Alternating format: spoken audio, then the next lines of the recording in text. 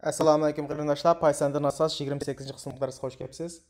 Biz bu qismda oldin qismning davomi funksiyaning parametrlari to'g'risida to'xtalamiz. Function. Men oldin qism bir so'zni tushirib qo'yaptimi, ya'ni biz args, ya'ni arguments to'g'risida so'zlagan tushunaqmi? Uningda non-key args debdimi? Keyword ama u. Keyword ochiqqushliq so'z emas, ochiqqushliq so'zlik demakchi. Keyword. Mana bu ochiqqushliq so'z degan gap inglizchadagi. Bu parametrlar to'g'risida to'xtalish uchun men oldin qitim argsni so'zlagan. Masalan,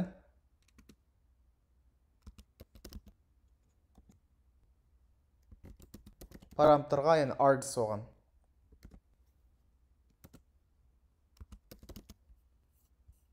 Args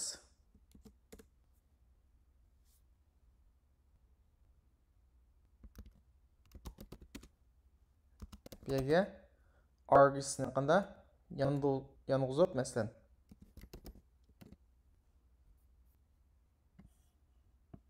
bu funksiyani chaqirsak buning ichiga cheksiz bir narsa qanda yozg'il bo'ldi, ya'ni parametrlashtira olamiz degan. Shunaqmi? Endi men tirnoqning ichidan ko'ramizki, bu nima deganda bu bir tuple.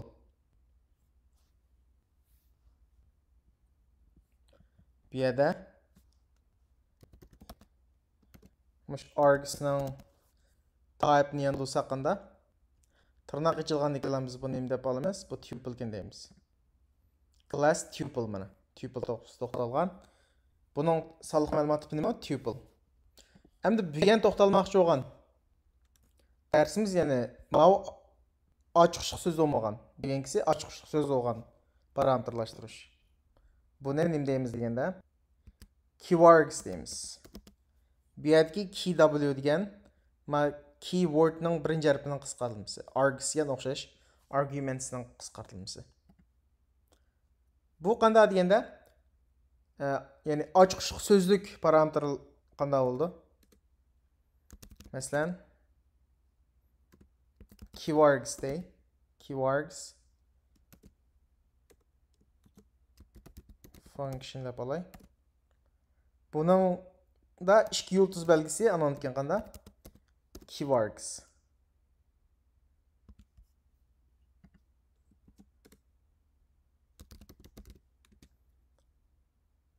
Buning tipi nima bo'ldi?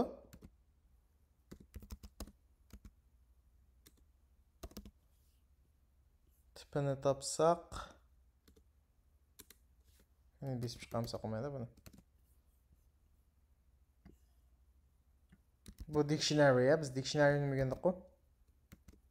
Ya'ni lug'at.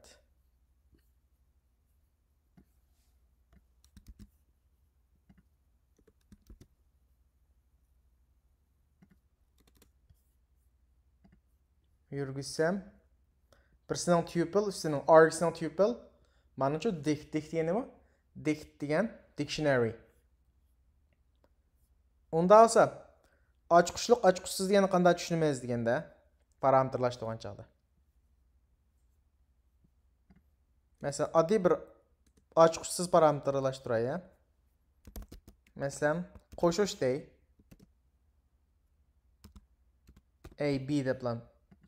Mana bu ochiqqushliq so'zlik demakchi, keyword.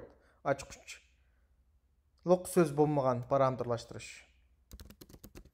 Buni A bilan B. Buni besib chiqarsak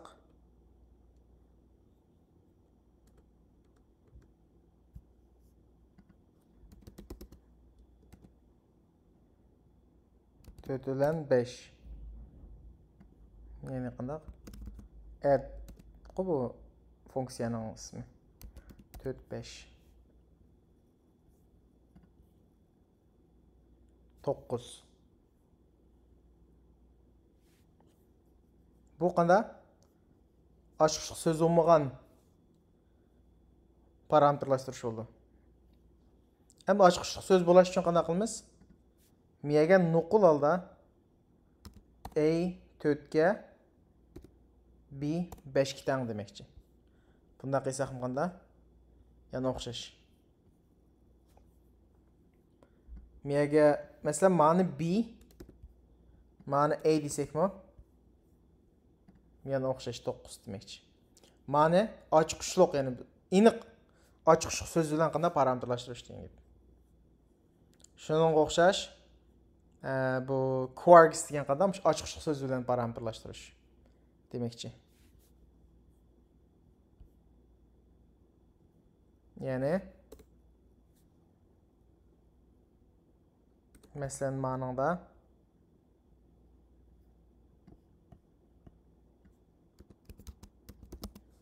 quarks dedik qo'y. Return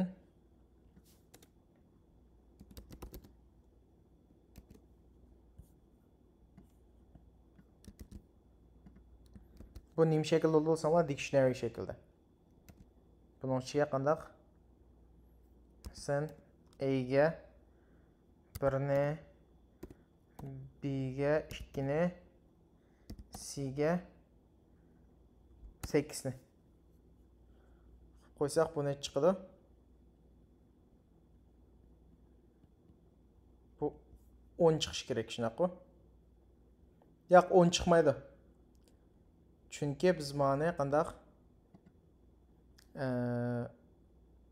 qatmadik. Bu faqat dictionary yo'lab chiqadi. Mana 1 2 3 8 degandek bo'lib. Endi buni qetish uchun qanday qilamiz? Yig'indisini tepish uchun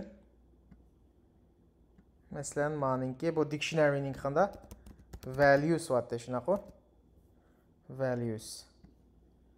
Endi buni valuesini qanda sum degan funksiyani bergan yig'indisini. Endi qanday bo'ldi desanglar? 11 mana. Yig'indisi m chiqdi. Mana 9 degan ma ustidagininki ma bu quarksninki. Funksiya asosan